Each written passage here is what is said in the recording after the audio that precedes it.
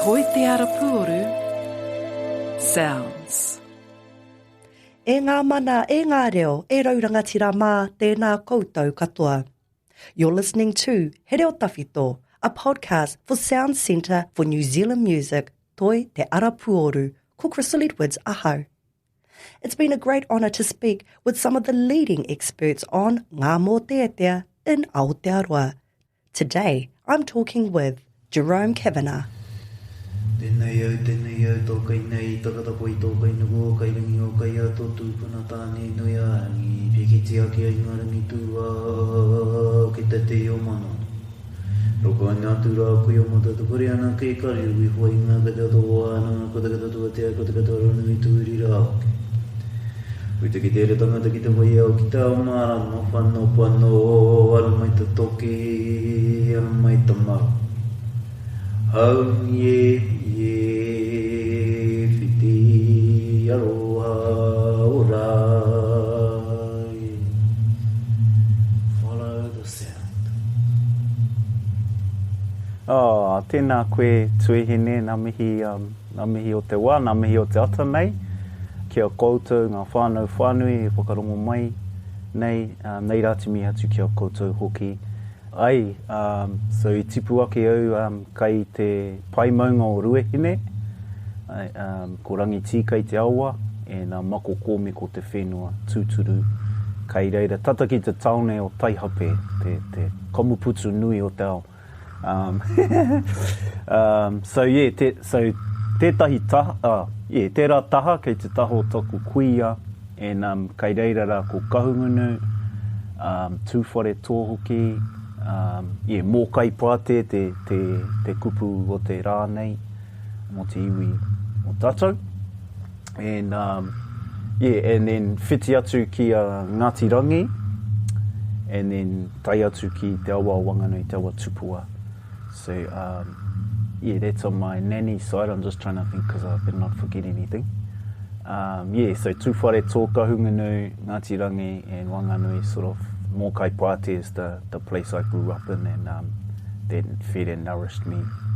And also in that particular area, also where Te Tinea Ha, which is explained to me when I was growing up, that's Papatipu side. So we have Waka Tupuna and then Papatipu, which is, I guess people might know more as like Patupaerehe, those tupuna. So we're always kind of encouraged to acknowledge that as well. So, that's us. And ki te taho toku kraua, no mania potorere ahu matakore, and tātou marae ko te marae o hine, which is kei te rohe o Manuatu. So we're from up in the King Country o Ngārue, but then we had a migration down through my whānau, the Hautama whānau, and that's Matakore and Ngāti Rangi Rangatahi, which is Te Hiri Marae. And then because my dad's Pākehā, I'm from Ireland, and that's where my Irish name comes from, Kavanagh, and we're from County Kerry in a little place called Dingle, which is the southwestern coast of Ireland, and that's where our tupuna are from, which is a very musical flute playing place as well.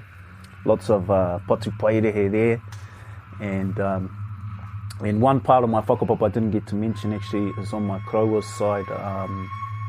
His grandfather was a Jewish migrant that came here, Daniel Lewis, and so we've got Jewish mix there, just to throw that in because I know we had of your Hungarian and then and Tony's Lebanese whakapapa, so I thought I'd throw that in there, a bit of Jewish, Irish and Māori. So kia ora. And ko Jerome tōku ingoa, e manu kaipakatangi puoroa au. Mauri ora ki tērā o nā whakapapa e hoa. And I must say, like, especially with you just lightly mentioning with your Irish connection there, it's already in your DNA, ne, ki te whakatangi puoro, ana, e rā mea katoa. So it's actually quite amazing when we start to look at whakapapa with no malice. You know, we just sort of look at it for what it is, and ahakoa Māori mai, Irish mai, you know, Lebanese mai, Hungarian mai. We start to understand more why we actually get into these kind of I wouldn't say mahi, but our passions, our e rāmea, you know, those things that kind of drive within us. So it's actually quite beautiful to hear that, acknowledging your Irish side as well, that, hey, I roto I tērā whakapapa was also a musical background. So you were meant to be in your mahi, e hoa? Oh, kia ora. Yeah, that's right. I mean, I think there was a part there where I was looking at my whakapapa and our whānau were collecting that and gathering that, and once that was kind of tau and we know who we are and where we come from, because it wasn't always like that, you know, like when we were younger, you know, my nanny would talk to me, oh, we're from here, we're from there, we're related to this person and that person, but, you know, it wasn't really like, you know, the whakapapa wasn't really a thing that was discussed or brought out a lot. So once I got that in about my early 20s, I sort of, the kataka te kapa, the penny dropped for me in terms of, oh, well, this is my Māori whakapapa, but what else, you know, what else? So I was lucky to find an auntie on my dad's side who had all our whakapapa, had photos of our tūpuna and the story of how they came to Aotearoa and pictures of our house in Ireland, and, you know, so then it was really, for me, it was about that complete picture, you know, and being that whole.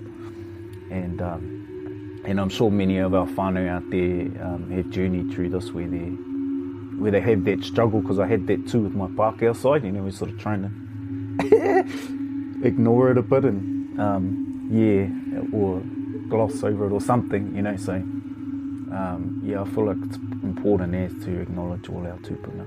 Tēnā koe, te hoa, tēnā koe. And I totally agree and find so much relevance in your kōrero when you talk about, of course, te taha tauiwi nei, you know, our tauiwi connections and that, because we're so driven to reclaim our Māoritanga, to reclaim our indigeneity and e raka mea katoa. We kind of actually forget that, oh, taihoa ake, ahakoa he iwi kiritea, you know, even though they're fair-skinned and that, they have a whakapapa, and that is us. That's who we are. So I totally agree. I've just, like you said, found peace with my father's people and my father's whakapapa with tiwi take o hanekare. So, and it's actually, like you said, it just makes you feel more complete, more whole, and you get to understand yourself and why you kind of do the things you do and operate the way we do when we kind of acknowledge ngā taha e rua. We kind of forget about either the masculinity or the feminine side of our connections, and because of that, because we look at it more through that lens of he iwi tauiwi tērā, and yous came in tāhai and parahako and na, and it's like, oh, taihoa ake, find the peace and see the journey through, eh? That's right. Yeah, it was, I know we're going a bit off topic, but I think the key that you said there was being at peace with who you are, because if you're in conflict with that side of yourself, there's a deep knowing that, you know, it's not the full picture. And finding out about our whakapapa on my dad's side was quite hardcore, because our tūpuna was sort of part of the ones that came in and came into Taranaki, and then, you know, all the Irish got put into this regiment that went out to Parihaka. Yeah, so that was a pretty trippy one to find out, like, shit, you know, that our tūpuna on our Pākehā side went in there, and that's how they all got those parcels of land, you know, so, and our whānau are still in Hāwera because of that, you know, so once I found that out with my little Pākehā dad, we actually, as a way to kind of, you know, you can't really come back from that or do anything, but what we did was we had an albatross, so we took all the chest feathers and we put them into a bag, and then we went up to Parihaka to give those feathers to the people, you know, there, so they could wear their raukura and stuff, which is not, you know, it's not a compensation or anything, but it's really just the act of acknowledging that, and that was quite full on, like, you know. Exactly. No, kei te pai. Beautiful. I wish our kaupapa was whakapapa tūturu, but beautiful sharing that introductory kōrero there, because it actually does have relevance to our kaupapa kōrero, which is, of course, Mōteatea And Mōteatea brings out these kariaroto, brings out these emotional states, whether it be finding peace or acknowledging the rage that we're feeling because of a loss of a loved one or a beloved person. You know, e rā mea katoa. So, ahakua kai te kōrero mātou, you know, māua nei I te whakapapa, it's still part of our kaupapa kōrero, which is Mōteatea. Nā reira, tātou katoa e whakarongo mai nā, once again, we're so privileged to have you with us today, e te hoa Jerome. We do understand that he tangata pukumahi koe o rite kia tātou katoa.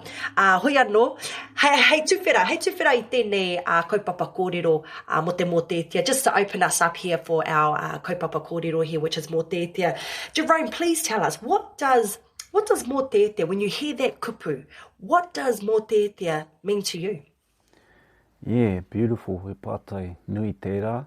Mōteatea really is, I suppose what it makes me feel is our old people, you know, and it throws me back to all our kuia and karaua and hearing that style of original song, you know, and I guess it's, you know, Mōteatea are telling stories that can be sung from the past into the present and into the future, you know, and it you know, it weaves us through song, you know, from those times, ngā rā o mua, you know, te wā nei nei, te wā kua heke mai, so, and I guess it's telling stories of our tupuna and significant places, and it's really about connection, eh? That's sort of what it is for me. Mōteatea is a connection. Tēnā koe te hoa, yeah, you know, once again, I agree with, especially around the pūrākau kōrero that you say, you know, as a kid, I used to find it so weird why I was so into Mōteatea, because I used to love singing them all the time. And I remember my kuia and they'd always say, you know, kawe kaha, waiata, you know, just ata haere tō tuku waiata, nei, and I always used to wonder why, and because of that, because of the knowledge, the histories, the pūrākau that are obtained within our Mōteatea here, you know, you kind of just don't want them waffling out into the wind and into the abyss, I guess, you know, but no, I totally relate to the kōrero around ngā pūrākau me ngā, to acknowledge our tipuna and all of that.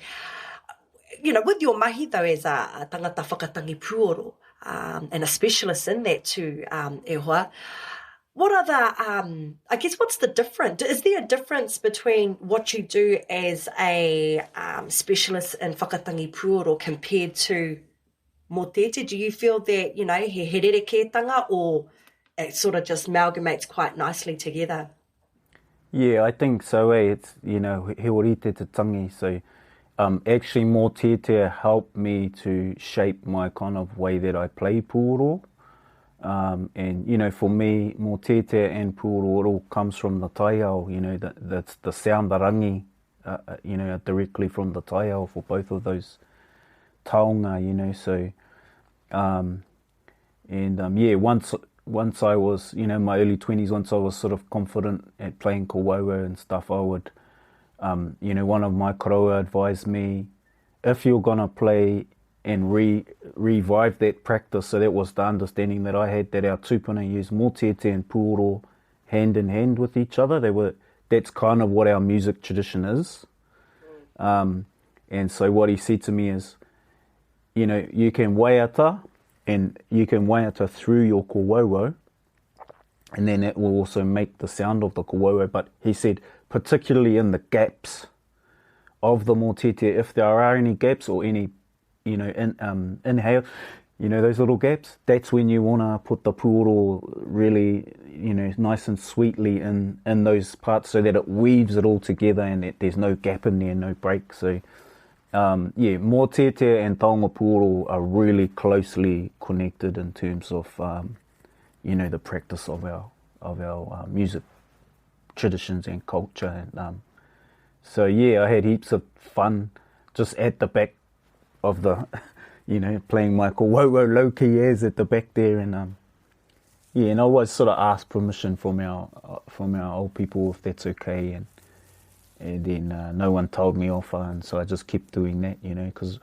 wasn't something that we grew up with, where someone was playing a kōwauau with Mōteatea. It was sort of everything was being revived in terms of Taonga Puoro. So yeah, so that's kind of I think to answer your question, your long story long, you know, they go hand in hand and they fit together really beautifully. Yeah. Tēnā koe, thank you for sharing your experienced examples around how you see Mōteatea me ngā taonga puoro and how they hono, how they here, how they weave together, because I totally agree. It'd be so beautiful, you know, to see one day that kind of tradition back on our pai, back at our marae, you know, where our wahine and our tāne e tuku ana i te Mōteatea, and then just lightly in the background, you know, you've got a taonga puoro, whether it be, you know, a putorino or a kōwauwau, or even just some rākau, you know, rākau are beautiful, just to feel that, you know, it'd be just amazing, bro. That's right, yeah, and there's heaps of ways that you can do that from the examples of our tupuna.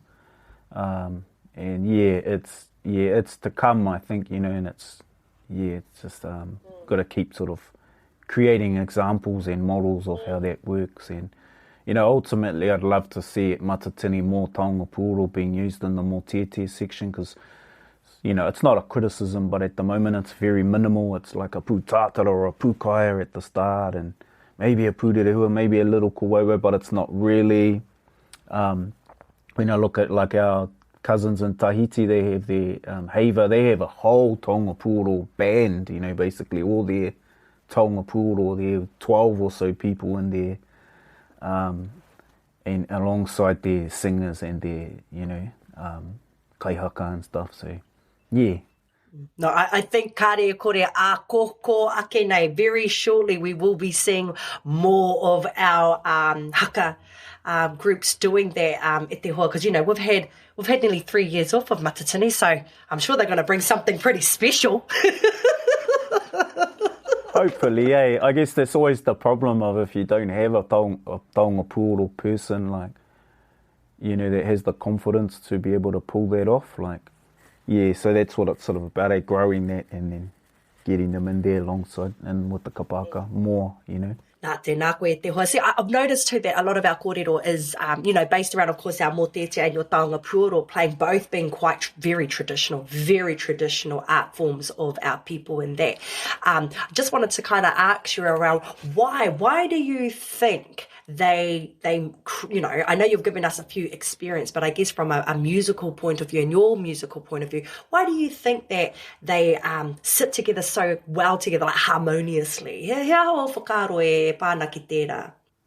think in terms of like composing for Mōteatea and Taonga Puoro, it all comes from the taiao, you know, so, and, you know, the couple of things I've been taught is, you can look at we'll take the ruahine, the pai maunga, if I'm sitting at a certain spot on the whenua and I'm looking at that pai maunga, I can use that as like a notation, you know, like how classical music, they have notation, and or just Western music in general. So I think when we're looking at, you know, where does the rangi of these come from, it's really about, you know, your local environment, your taiao, and it could be the sound of the wind, it could come from the different phrases of a manu, you know, and for me the biggest tohu around that is when you listen to the taiao, you'll get repeating patterns of sound. So, you know, a tui might be sitting up there, you know, it'll just sing that repeating pattern.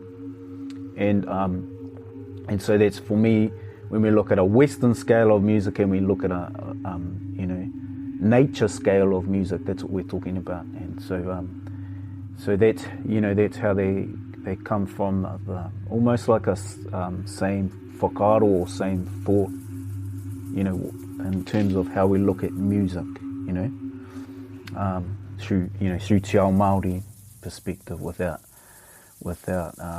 bringing in the Western influence, you know, which we have been heavily influenced by, but Mōteatea is sort of, and Puoro are two kind of taonga that haven't had so much of that influence, you know. you know, and we live in a modern time, so we get influenced by a lot of things, but it's just about that intention, I guess, of like, okay, we're going to compose a puoro piece with Mōteatea, we're going to look back to the nature, that sound, you know.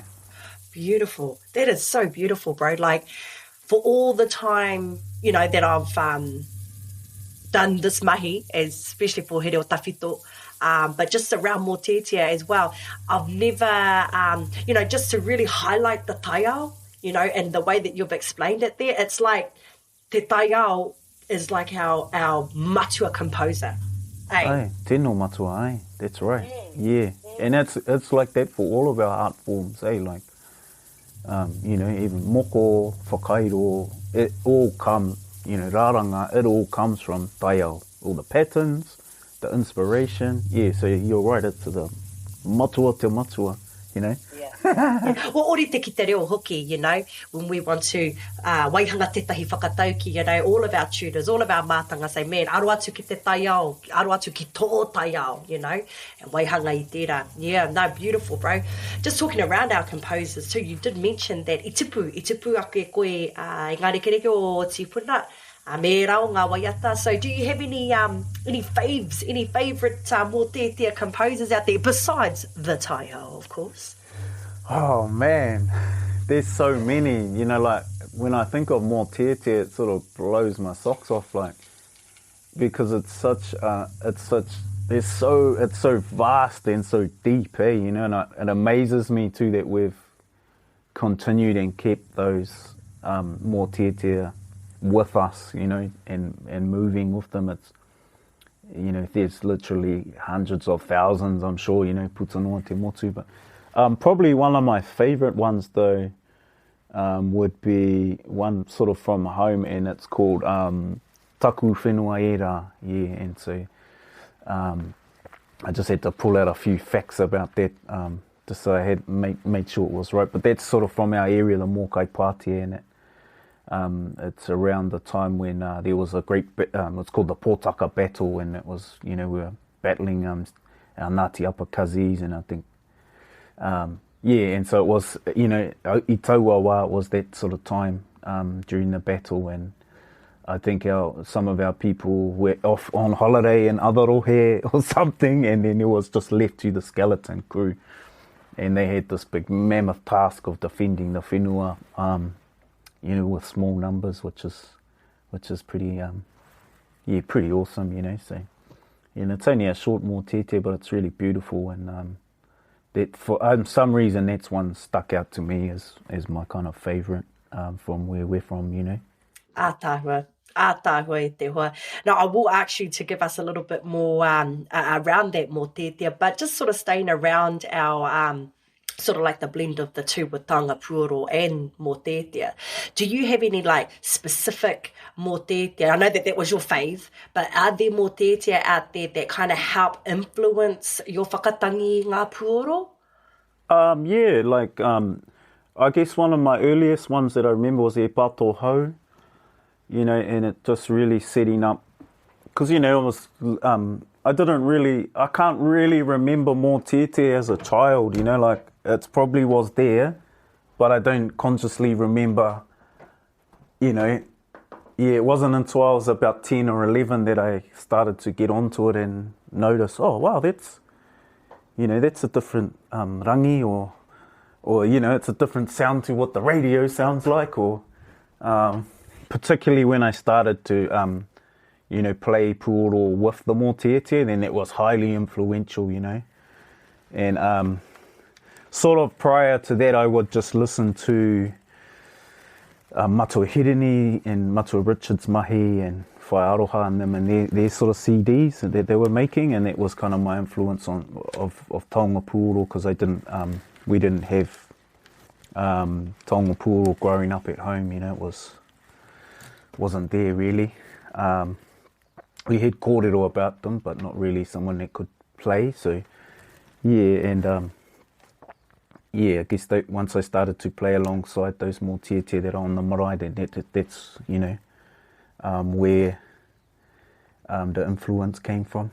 Tēnā koe i tērā whakamārama. I know we've just spoke about influence and how some of these waiata may have influenced you around your whakatangi ngā puoro, but like you said, it was sort of like a learning curve there for you.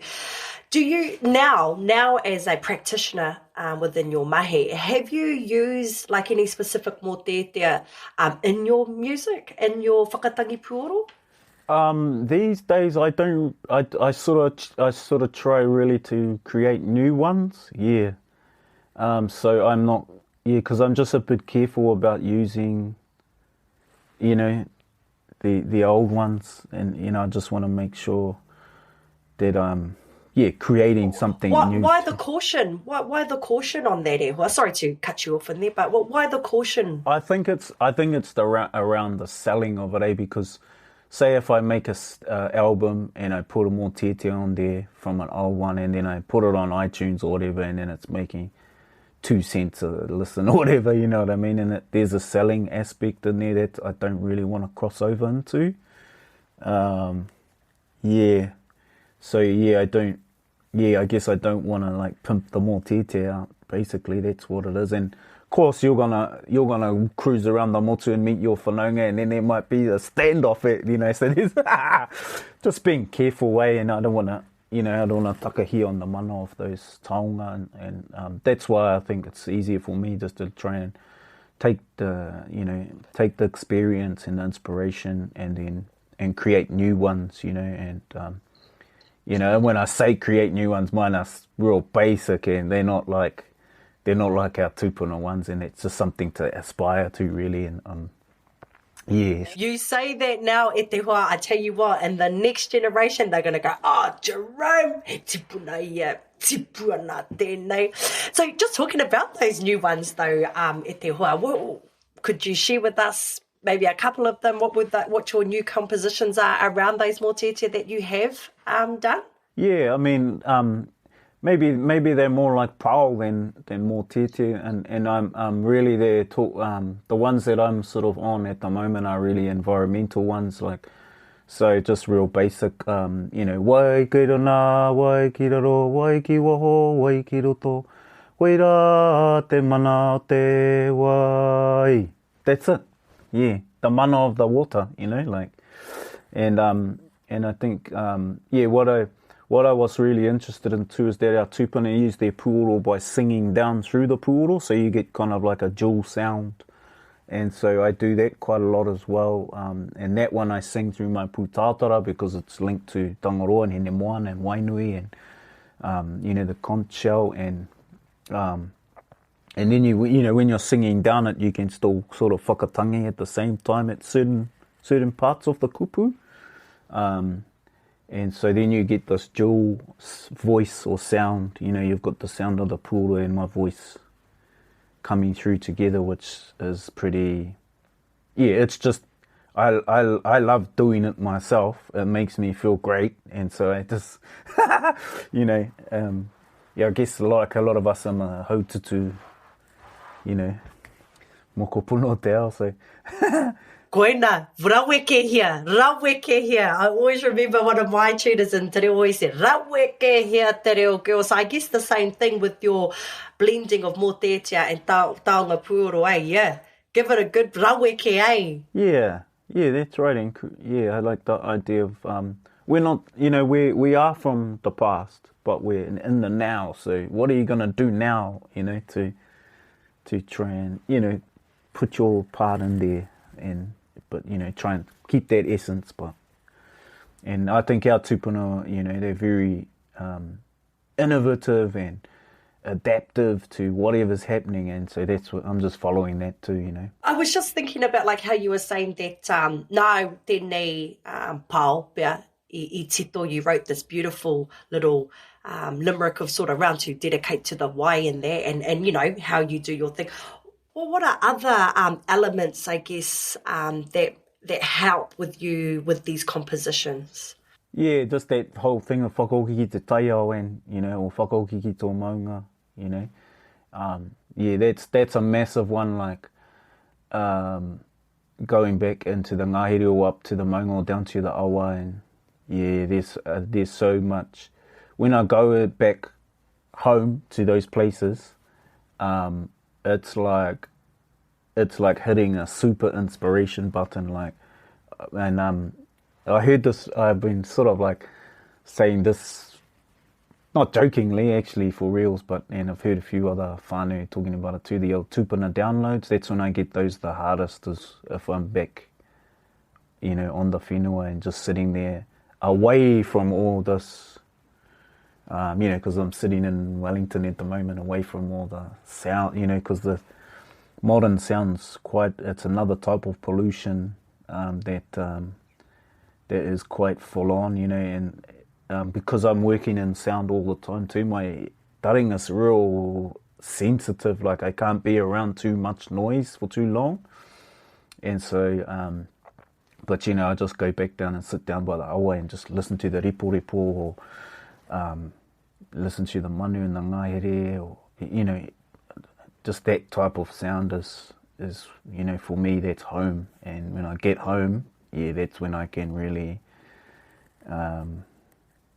compose, you know, yeah. No, I that's why I've never ever desired to move away from Hastings, you know, from He Reo Tawhito, you know, where, like, even though, like, we do, where I stay here, we're kind of in a bit of an urban area, you know, ka rongo koe ki ngā motoka e rā mea, but honestly, it's like a 45-minute drive and boom, Waimarama, you know, another 45, Puronga home, you know, and it's all over, like all around, you know, quite thing. And like you said, bro, I guess for myself, working in broadcasting, especially in radio, your taringa do get a bit sensitive to the oro, so it's good to just get out there. And that's why I love meditation to the days. It just sort of breaks everything, breaks noise, breaks silence, and just sort of centers you again. So I find so much relevance in your kōrero, and finding this kōrero, especially around your taonga puoro, playing in the blend that you use with it for Mōteatea, is actually quite, it's refreshing, actually, bro. Tino refreshing tēnei, you know, to hear it from a taonga puoro perspective. So I thank you for sharing all this kōrero that you've got going on with us here at the moment, bro.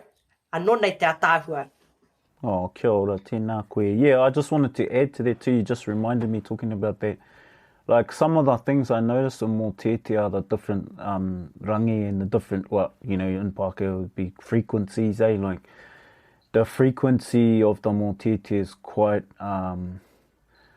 that's the thing that blows me away too. So, you know, you got Mōteatea Waiatatangi, you know, you'll hear a certain frequency that I feel like that frequency, in my kioku nei whakaaro anyway, is those are helping for that mamae of, you know, te taonga te mate, you know, so, and then, you know, you got different ori, and, you know, you got the different, for me, there's different frequencies in there, and those beautiful Mōteatea that, and I think that's, you know, the importance of, well, what sort of got slammed down on us was, don't change the rangi, you know, don't even think about it, like, you know, keep it, and we're trying to keep that, and I think it's because it's that frequency in there, you know, and so when we compare it to a city, the frequencies, it's too much, like, so, just making it relevant to what we're just talking about, those frequencies of Mōteatea. No, exactly. Frequency and vibration is, all part and parcel of it, e te hoa nā ka tautoko rawatia, you know, because even as myself as a kaikaranga, you know, like, you know, I could hear the same Mōteatea over and over in one day, but then a manuhiri would come on and this one, you know, ope just sings, you know, pine or whichever, just, you know, and it's like, God, that hit me really differently. You know, I've heard it like 20 times today, but you guys, you just sing it just that little bit different, you know, and that, that's what you're talking about, that connection with that frequency and that vibration, Yeah, and I think our tupuna, they had a real deep, vast knowledge of frequency of sound, like, you know, they're sound wizards, and so, you know, when our whānau carry it forward and hit it right, it's, you know, those are designed to hit the manawa or whatever needs to be, where it's been specifically targeted for, that's going to hit you there and you're going to feel it, and koina te tohu, Kia ora i rā kōrero. As a tangata, or a practitioner in our arts of taonga puoro and that, do you feel that you have like a role that you need to play when it comes to implementing Mōteatea into your taonga puoro?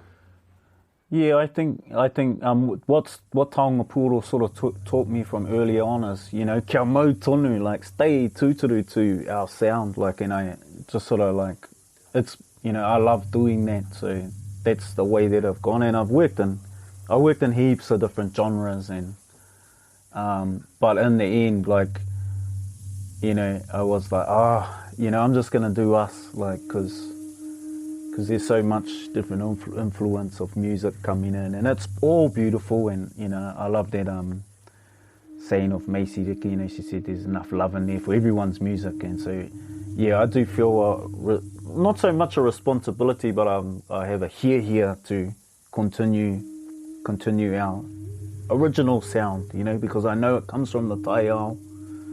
It's not based on a Western scale, even though it's probably a bit influenced, because we are.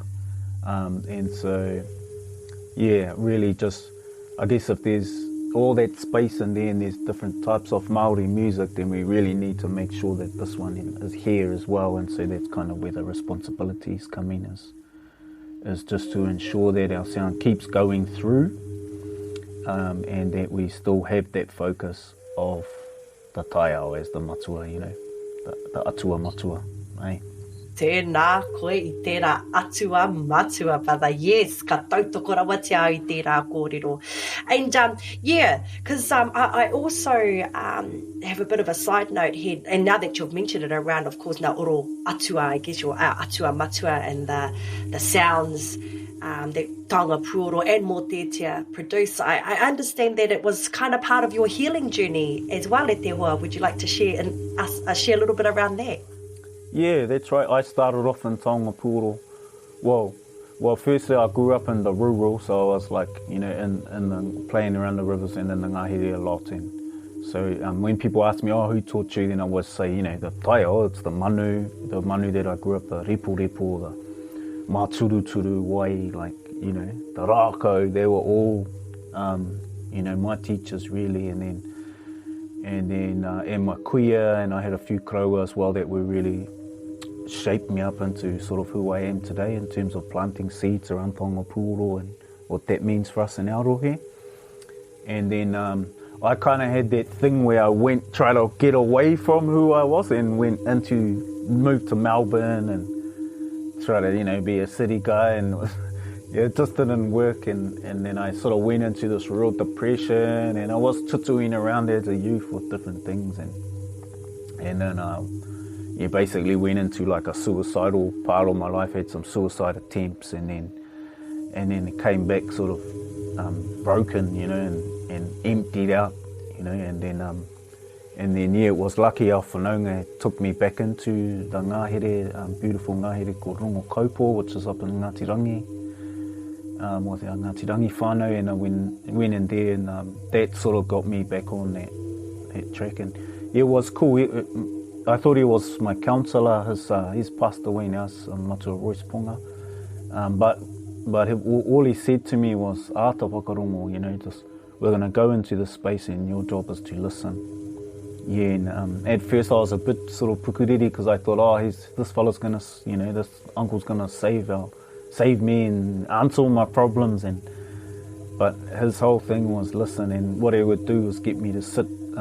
We'd walk a couple of hours into the ngahere, and then we'd come into this part where there was quite ancient old rākau, and then he would say to me, sit down here with your back against this rākau, and ata wakarongo, and then he'd head off, leave me there by myself, and once I sort of calmed down, I did start to listen to the Taiao, and sort of was like not a revelation, but it was a real big activation for me in terms of I'm emptied out, I got nothing in my cup left, and I sort of started again, and from the sound of the nature, and that's what brought me out into, and activated me into Taonga Puoro. And then I started to remember whakakōrero of my kuia growing up,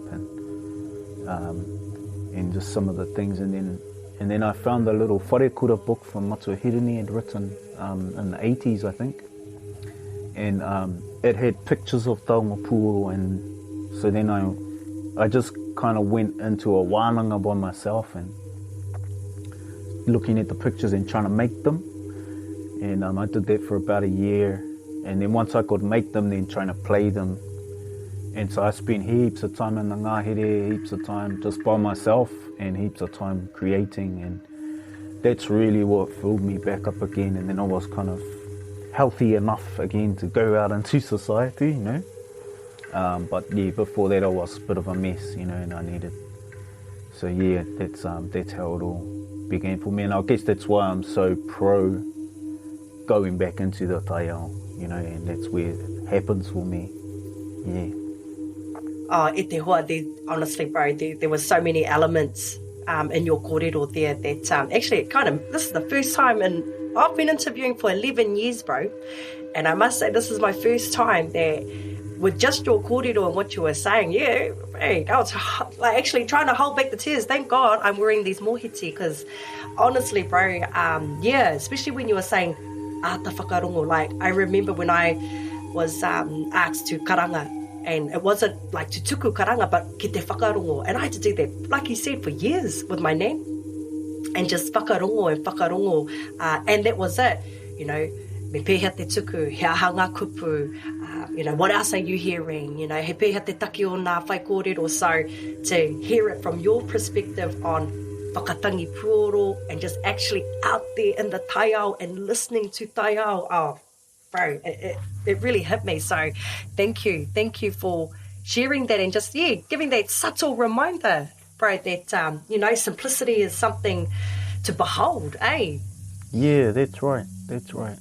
Yeah, no, I sort of tried, at that time I tried to see counsellors, but I found the talking was re-traumatizing for me, and it didn't free me at all. And I think that could be a key for our whānau, because, you know, I was at rangatahi age as well, and I think that's it, you know, and it's, hey, like you with your kuia ata whakarongo and just listen, you know, and wahangu and just listen, you know, that is the university, like, yeah, and, you know, your nanny put you through a doctorate by the time you were like 14. Nah, bro, you know what, he kōrero tika tai, because just like honestly, ever, you know, doing all my journalism and that, in the end, you know, ko te mana, ko te whakarongo, you know, I think for us as kaiwi or interviewers or journalists or whatever you want to call us is, you know, I always say to the whānau, the mana's in the whakarongo, you know, like, yeah, you got your pātai and all of that, but if you're not listening to your receiver, you know, ko koe, tā tātou kai kōrero, you're missing out, whānau. You're missing out on the goods. Oh, yeah, and that's quite common, like, because I have it, you know, obviously this one's different because it's more of a whiti-whiti kōrero, and we're listening to each other and we're talking and we're engaging in the kōrero and the wānanga, and it's, you know, you can feel it's uplifting, but sometimes I've been interviewed by people and you can tell that they're not even there, like, then they're just looking at the next question, like, and you're sort of spilling your guts, and you know, it's like, oh, this is Momo, like, let's wrap this up.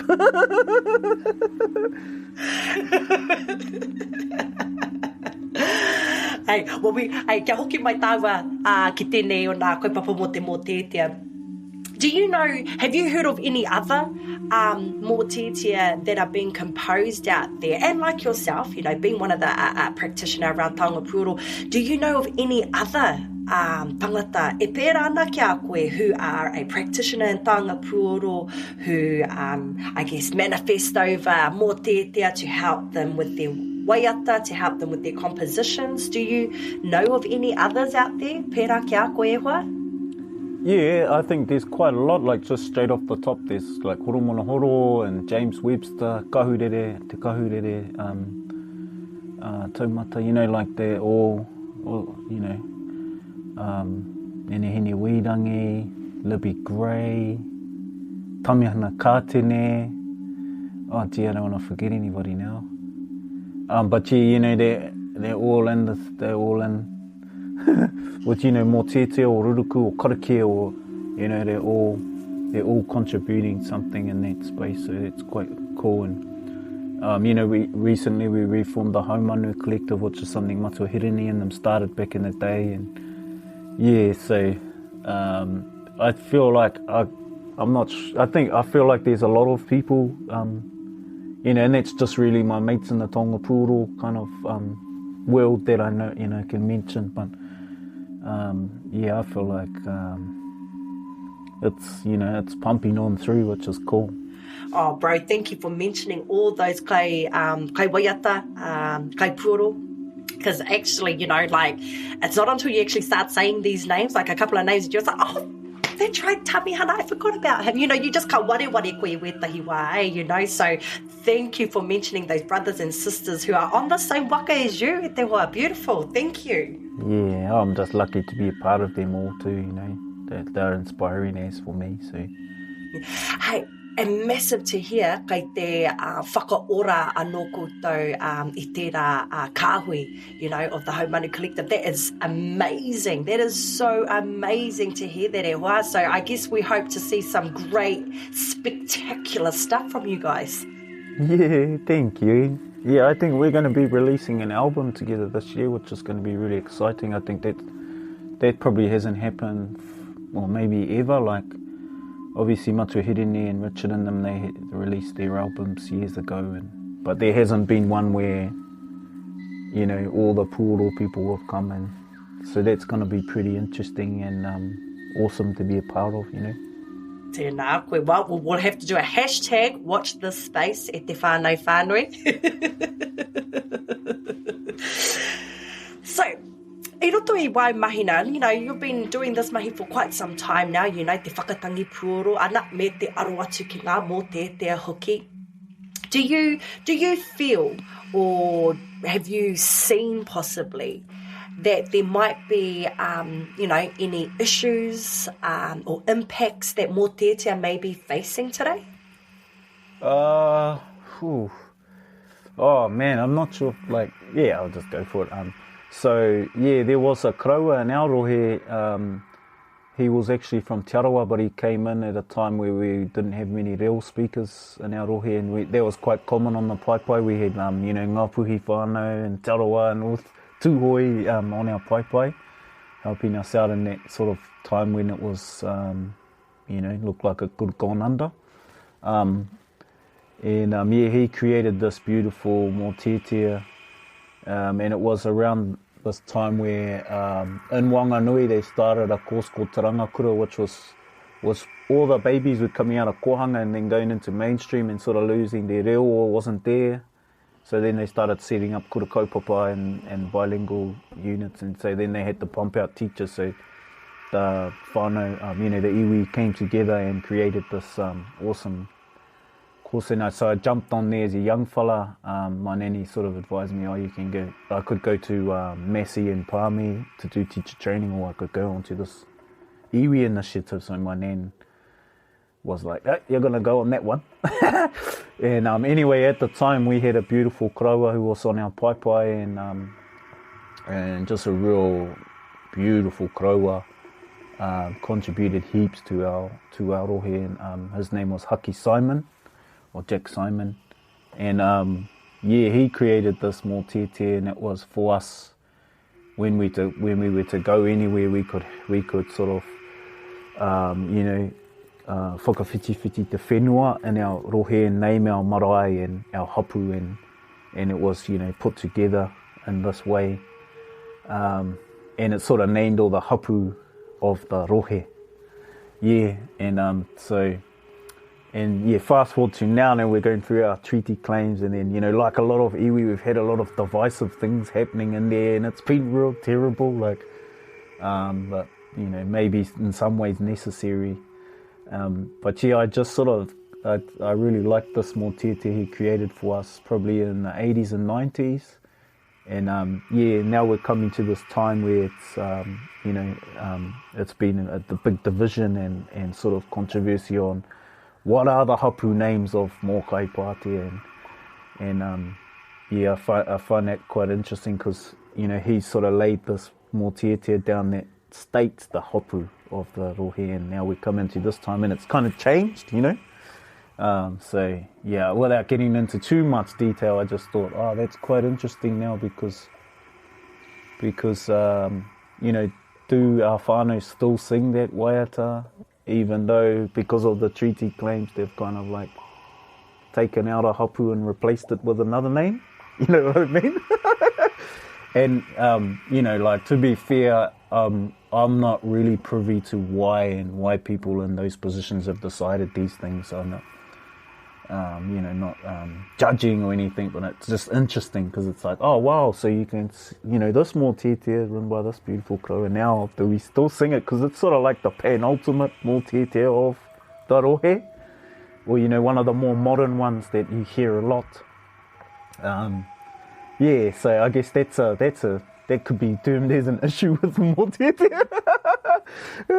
Oh, bro, no, that is definitely deemed as a bit of an issue. Because funny you say that, because yes, you know, you here in Kahungunu, that started to happen a little bit, especially around grammar. You know, te takotoranga o te reo. It started to quietly creep into, I wouldn't say, our waiata tahito, but some of our waiata, some of our mōteatea that are being composed now. Yeah, you know, we had our real experts sort of going, oh, make sure kia tika te reo, and like, yeah, well, tauhua ake, it kind of takes that essence, the poetical justice away from why we tuhi waiata, you know. So yeah, no, I totally relate to what you were saying, and ka aroha hoki kia koutou ki tō iwi, but hey, like you said, it's an interesting outcome and an interesting journey to see our people sort of operate like that around Mōteatea, eh? Yeah, that's right. Yeah, because we're part of Kahungunu too, but I think, I'm not sure, like, because I don't really hear it in sort of common kōrero, but Taihape is sort of like, for me anyway, it's an inland boundary of Kahungunu, you know, like, so we always hear of, you know, Kahungunu ki Wairoa, ki Wairarapa, ki He Reo Tawhito, yeah, and I'm waiting for our ones to talk about the ki Taihape, you know, because yeah, that's a, you know, I think, it's an interesting one to talk about because not a lot of our kind of coastal kazis might not reference that or acknowledge that, or it's not. Yeah, maybe they do, but I just don't really hear it being said. So all our whare, you know, they're all kahungunu tupuna, like yeah, which is yeah, so well, so yeah, I know kahungunu are there, brother. Oh yeah. My god. Yeah. So, and back in the day, I think our tupuna used to put up the fires, come over the Ruahine Ranges and come in and down into places like Waimarama, you know, do the trades for kai, because we're inland, and, you know, even when I was younger, we used to do that. We'd come across and get fruit from the bay, and we'd bring muttons or you know what, or deer, or, you know, and probably before that might have been moa, you know. So... And you know, there's a lot of kōrero coming over and you know, having some intermarriages and maybe having some pakanga as well, and yeah, pretty dramatic people, I think, hey, kahungunu whānui. Oh, bro, you said it. There we go. That's a wrap. But no, you know what? That's very interesting because, yeah, you know, like, kei te ako i tētahi tauparapara as you do. So I'm reading this tauparapara and, like, honestly, there's, like, a line dedicated to our taihape whānau. A line. And this tauparapara is, like, I know you, but, like, just with you saying, I'm like, the bro's right. We don't acknowledge our taihape connections, you know, yeah, it's, you know, and that's same with like not just taihape, also our te haroto whānau, you know, yeah, you know, it's like, oh gee, he reo, you know, it's like, yeah, we dedicate like these one-liners, you know, these one-liner acknowledgements to our whānau. It's like, hey, you better snap out of that, whānau. Oh, well, Taihape is a small place. One liner will be sufficient. Thank you. Oh, I love it, bro. Oh, man, ka maute wehi. All right, I think there's enough around about those impacts that we kind of experience with our Mōteatea and that. But I guess with yourself, even though kei te whakaora anō koe i ngā taonga puoro, and infusing it, of course, with our Mōteatea and that. From your perspective, as a practitioner within taonga puoro and, of course, the traditional arts of music, do you feel that there is a new direction for Mōteatea as a genre of music? Yeah, I think so. I think, you know, like obviously Mōteatea and Kopahaka really keeps that space going. Like, yeah, I was actually having a kōrero to my partner the other day about this around like, you know how we have like music awards and, you know, particularly like, you know, awesome ones like Māori Music Awards. I wondered about whether there could be sections for Mōteatea because even Taonga Puoro, there's no section like for, you know, and I thought, oh man, that would be so cool because Mōteatea is like, and Puoro, they're our oldest forms of music, you know, like, you know, that's where it kind of starts. So yeah, I feel like that could be cool.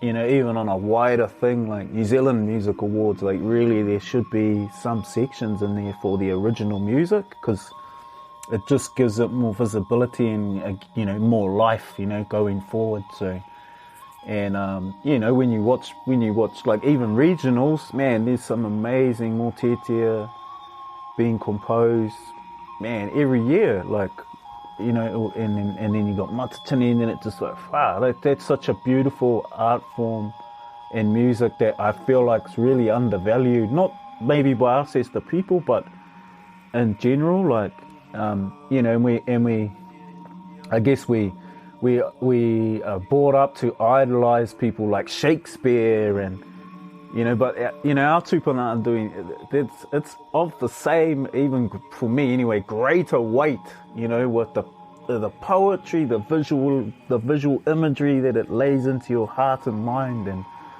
And so, yeah, I'd really like to hope that, you know, and I think even now that I've sort of been, and we're talking about it and it's coming up, I feel like, you know, if I get in front of someone that has any influence on those sorts of things, to say to them, hey, come on, like we need to have sections for these taonga because what that does is it keeps it alive, you know, like, and for our kids, because that's where it's at too, like it's got to be, for me with Puoro, I'm always trying to share with our kids because, you know, that's where it's at for the future. Yeah, and I feel like it's, yeah, that things like that, like could really help. Bro, you have definitely touched on something there, you know, just especially around, like you said, with our Waiata Māori Music Awards. They do have like that iconic tradition, keeper of traditions, ne? So, you know, that would be the only little area that they would acknowledge that. But to, like you said, have something completely dedicated to that art form, yeah, it would be like an incentive, ne, you know, kia koke tonu koutou taatau I roto I wera neke o te whakatangi Puoro me te whakatangi Mōteatea, ne? Ai, tautoko, that's right. Yeah, and some, like you say, that's something like a competition. You know, it'll get people recording Mōteatea, and, you know, you could even do something where it's Mōteatea and Puoro and really, you know, even though it's a competition, you know, but it has a lot of weight in terms of if there's a section, because then what it's saying is we value these things enough to have a section for it. And then, you know, and I feel like you'd get more people recording them and more, you know, and yeah. So I suppose it's just little things that can go a long way, yeah, and have a long effect, have a big effect on something. Tēnā koe. Well, kua takoto te mānuka, bro, you have definitely settled some kind of a whakapātaritari, bit of a whittle there, brother. So, kua tāua nei ki te mutunga o tēnei whakawhitinga kōrero. Bro, honestly, man, you know, I'm putting you definitely up there with one of my top favourite interviews, but especially when you made Kino move, like, oh my God, like I said, I've never ever in any interviewing kōrero whakawhitinga have ever been emotionally moved. So e te tungane nā, e kore e mutu waku nei mihi kia koe roto I wene kōrero rero. It's actually been quite a beautiful experience this morning. Oh, kia ora. No, same for you too. That's been awesome. Thank you so much. Miki. Meke mai bro. But just to wrap us up, for you as a composer, as a practitioner of our arts and that, do you have any future plans that you'd like to share with us involving Mōteatea? Yeah, I'm gonna be creating another oroatu again this year, which is cool. And involving more of our whānau, which is, that's going to be beautiful, just to put that down. And I think, that that influence of Mōteatea and that style is definitely going to be in there. My last oroatu I did was really just for whānau to listen to the sounds of Taonga Puoro. And so, of course we've got to do something a little bit different. And so this time we'll be going out and onto our significant spaces on the whenua and recording different sounds, and starting from there, and then weaving in the puoro, and then probably a little bit of sort of Mōteatea voice and composition in there as well. Just so that's quite exciting, and just actually set up my studio properly, and it's the best it's ever been, and sort of like had a dream wish list that I've had for 20 years, and it's all come together. So it's like, this is a nice timing for that partai and this interview, because we just set it up last night, and so we'll be working on that. And of course, we've just come through Mōteatea and Puanga, so Sure. Divine timing, eh? Divine timing, brother.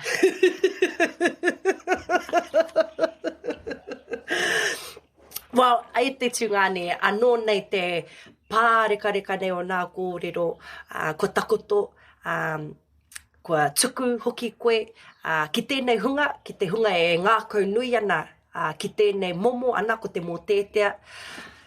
It's been an extra bonus, bro, to have you incorporate your Taonga Puoro kōrero as well with it. So, anō nei te maringa nui.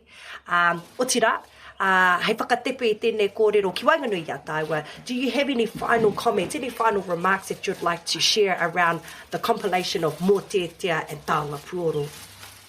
I think I might have said everything, but if it's okay, I'd like to just play my nguru, and then I reckon I can let the nguru do the talking. But mihi nui ki a koe tuihine, e te whanaunga.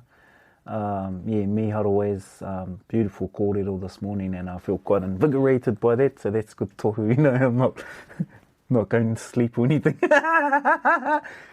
But so this one I wanted to sort of play in the rangi of one of my favourite Mōteatea, which is called Taku Whenua e Rā, and that was ko te kaitito ko he tūpuna ko Ihungaru mai Ngāti Paki, and so